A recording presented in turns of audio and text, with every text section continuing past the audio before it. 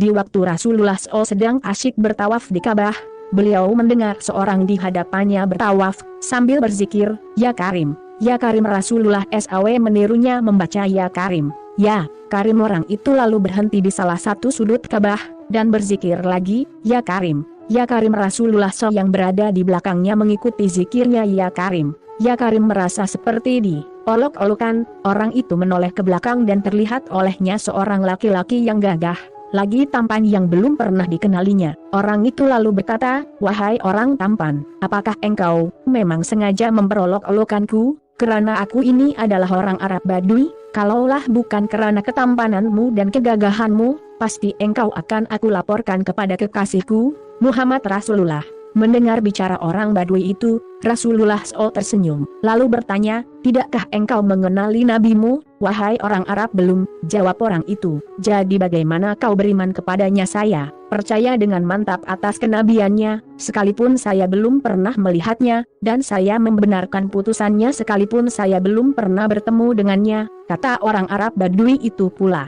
Rasulullah SAW pun berkata kepadanya, "Wahai orang Arab, ketahuilah aku inilah nabimu di dunia dan penolongmu nanti di akhirat." Melihat Nabi di hadapannya, dia tercengang, seperti tidak percaya kepada dirinya. "Sawan ini Nabi Muhammad ya?" jawab Nabi SAW. Dia segera tunduk untuk mencium kedua kaki Rasulullah SAW. Melihat hal itu, Rasulullah SAW menarik tubuh orang Arab itu, seraya berkata kepadanya, "Wahai orang Arab, janganlah berbuat serupa itu. Perbuatan serupa itu biasanya dilakukan oleh hamba sahaya kepada juragannya. Ketahuilah, Allah mengutusku bukan untuk menjadi seorang yang takbur yang meminta dihormati atau diagungkan, tetapi demi berita gembira bagi orang yang beriman, dan membawa berita ancaman bagi yang mengingkarinya." Ketika itulah, malaikat Jibril AS turun, membawa berita dari langit. Dia berkata, "Ya Muhammad, Rapa es salam, puncak keselamatan, menyampaikan salam kepadamu dan bersabda, katakanlah kepada orang Arab itu, agar tidak terpesona dengan belas kasih Allah.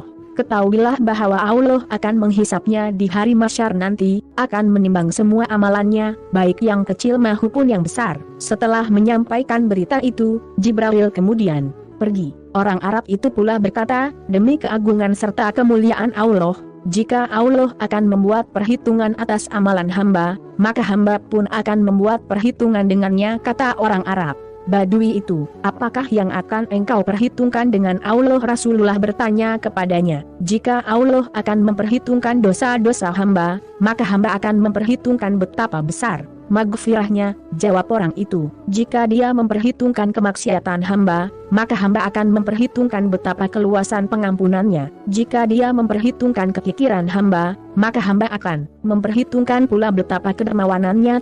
Mendengar ucapan orang Arab Badui itu, maka Rasulullah SAW pun menangis mengingatkan betapa benarnya kata-kata orang Arab Badui itu. Air mata beliau meleleh membasahi janggutnya. Lantaran itu malaikat Jibril AS turun lagi seraya berkata, "Ya Muhammad, Rapa es salam menyampaikan salam kepadamu, dan bersabda, berhentilah engkau dari menangis. Sungguh kerana tangismu, penjaga arasy lupa dari bacaan tasbih dan tahmidnya, sehingga ia bergoncang. Nah, katakan kepada temanmu itu, bahwa Allah tak akan menghisap dirinya, juga tak akan memperhitungkan kemaksiatannya. Allah sudah mengampuni semua kesalahannya dan ia akan menjadi temanmu di syurga nanti." Betapa sukanya orang Arab Badui itu, apabila mendengar berita tersebut. Ia lalu menangis kerana tidak berdaya menahan keharuan dirinya sama dengan tertanda teguh kreasi.